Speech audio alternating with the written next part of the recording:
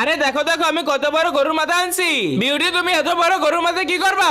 আরে চম্পা তুমি দেখো না, আমি এখন এই গরুর মাথাটা ভালোভাবে পরিষ্কার করে রাইনে অনেক মজা করে খাবো। তাহলে বিউটি আমি কোনো কিছু পারবো না, আমি এখন এখান থেকে পলাই যাই। ঠিক আছে চম্পা, তুমি যেরকম পলাই গেছো তেমন আমি একা একা রাইনে অনেক মজা করে খাবো, তোমার ইটু ফুটাও দেবো না। এখন আমি এই বাগানে আগগুলো দিয়ে তারপর মশলাগুলো দিয়ে এখন এই গরুর মাথাটা ছেড়ে দিব। তারপরে এই বড় ঢাকনাটা দিয়ে ভালোভাবে ঢেকে দিই যেন হাওয়া বাতাস সিটও বের না হতে পারে। চুলোর আগুন ভালোভাবে ধরতেছি না বলে এখন আমি বাতাস দিয়ে আগুনটা ভালোভাবে ধরাচ্ছি। এই তো আমার পেরে রান্না হয়ে যাবে। এবারে অল্প একটু করে কেটে দিই, তারপর ধরে ধরে মজা করে খাওয়া যাবে। এত কষ্ট করে রান্না করে খেতে কেমন হয়েছে তা দেখার আগে আল্লাহর এই সুন্দর নামটির জন্য যে এই ভিডিওতে একটা লাইক আর সাবস্ক্রাইব করে দিবে। হ্যাঁ আল্লাহ তুমি তাকে হজ করে তৌফিক দান করে দিও। দেখো বন্ধুরা আমি কত কষ্ট করে রাঁধছি কিন্তু একা একা খাবো না, চম্পারে ডাক দি। আরে চম্পা তুমি কোথায় গেলা? তাড়াতাড়ি চলে আসো, তোমার আসতে যদি দেরি হয় তাহলে কিন্তু আমি সব খেয়ে নিবো।